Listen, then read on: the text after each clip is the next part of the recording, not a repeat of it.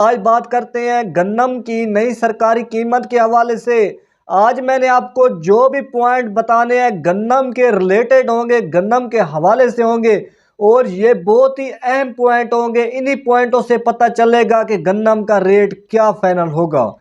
جو سچی بات ہوگی میں نے آپ کو وہ بتانی ہے۔ ہمارے پاکستان میں گندم کی جو سال بھر کی لاگت ہو رہی ہے وہ 27 یا 28 ملین میٹرک ٹن، لیکن اس سال جو کسانوں نے پروڈکشن حاصل کی ہے وہ 31.2 ملین میٹرک ٹن، یعنی کہ بہت زیادہ لاگت سے کسانوں نے پروڈکشن حاصل کی ہے۔ جتنی بھی لاگت سال بھر کی ہو جائے تو کسانوں نے پروڈکشن بہت زیادہ حاصل کی، یعنی کہ جو بھی حکومت نے گندم 9 سے 10 لاکھ میٹرک ٹن گندم باہر کے ملکوں سے منگوا لی ہے، وہ تقریباً جو ہے گندم سسری والی ہے، اور وہ عوام کو بیمار کر رہی ہے، یہ حقیقت بات ہے۔ اور اب وہ تقریباً جو ہے وہ ختم ہونے والی ہے۔ اب جیسے ہی وہ ختم ہوگی تو گندم کا ریٹ جو ہے بڑھ جائے گا، کیونکہ گندم جیسے ہی ختم ہو جائے گی گندم کا ریٹ بڑھ جائے گا۔ گندم کے حالات کو دیکھتے ہوئے اس بات کا اندازہ لگایا جا رہا ہے کہ گندم جو ہے ماہانہ استعمال جو ہو رہی ہے 2.2 یا 2.25 ملین میٹرک ٹن، لیکن کسانوں نے، عوام نے جتنی بھی گندم استعمال کر لینی ہے وہ گندم کی تھریشر لگنے سے پہلے جتنی بھی گندم کا استعمال کر لیں، باقی جتنی بھی گندم بچ جائے گی وہ آنے والے سال کے لیے کافی ہوگی، کیونکہ اس سال ملک بھر میں جو سٹاک بچ جانا ہے وہ 30.2 ملین میٹرک ٹن، کیونکہ حکومت کہتی ہے کسانوں سے کہ گندم کاشت کرو، گندم کاشت کرو۔ حکومت کہتی ہے کہ اس سال ہم نے 1.65 کروڑ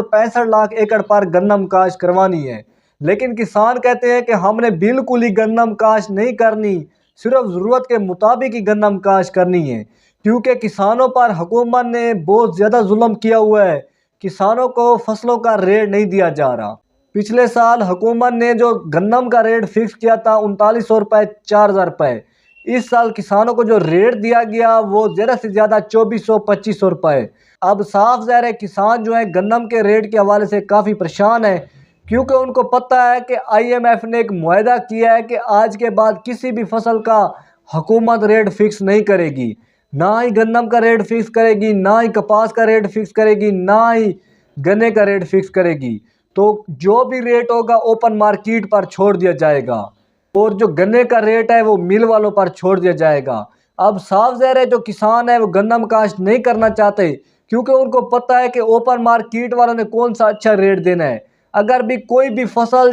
جو کم کاشت ہوگی اس کی پیداوار بھی کم آئے گی تو اس کا اچھا ریٹ دیا جائے گا۔ اگر جس فصل کی کاشت بھی زیادہ ہوگی اور پیداوار بھی زیادہ آ جائے گی تو اس کا ریٹ بھی نہیں ملے گا۔ یہ صاف ظاہر ہے، یہ بات حقیقت ہے، کیونکہ آپ کے سامنے جو سبزیاں وغیرہ ہیں ان کا بھی تو یہی حال ہوتا ہے۔ جو سبزی بہت زیادہ کاشت کی جاتی ہے وہ رولتی پھرتی ہے منڈیوں میں، جو سبزی کم کاشت کی جاتی ہے اور وہ کم ہوتی ہے، فصلوں کا بھی وہی حال بن چکا ہے۔ اب کسانوں پر حکومت نے ٹیکس لاگو کر دی ہے، جو بڑے ذمہ دار ہیں ان پر حکومت نے ٹیکس لاگو کر دی ہے، اور جو بھی کسان جمع نہیں کروائے گا تو صاف ظاہر ہے اس پر بھی حکومت نے جرمانہ عائد کر دیا ہے کہ 10,000 روپے جرمانہ ایک منتھ کا وہ کسان دے گا، اور جو اس سے بھی بڑا ذمہ دار ہوگا وہ 25,000 روپے جرمانہ دے گا۔ جن کی ماہانہ آمدنی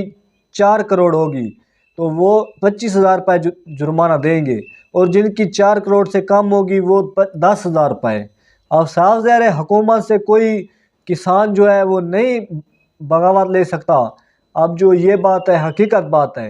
اور دوستو ابھی تک جو ہے گندم کا ریٹ فائنل نہیں ہوا، جیسے ہی گندم کا ریٹ فائنل ہوگا تو اپنے دوستوں کو بتا دوں گا۔ تو جیسے گندم کے حالات نظر آ رہے ہیں مجھے تو لگتا ہے کہ اگلے سال یہ جو ریٹ دیا جا رہا ہے کسانوں کو ہو سکتا ہے یہ ریٹ بھی نہ ملے، کیونکہ گندم کے جو بیجوں کے وقت ہے تھوڑا سا ریٹ بڑھا ہے اور کم ہو رہا ہے۔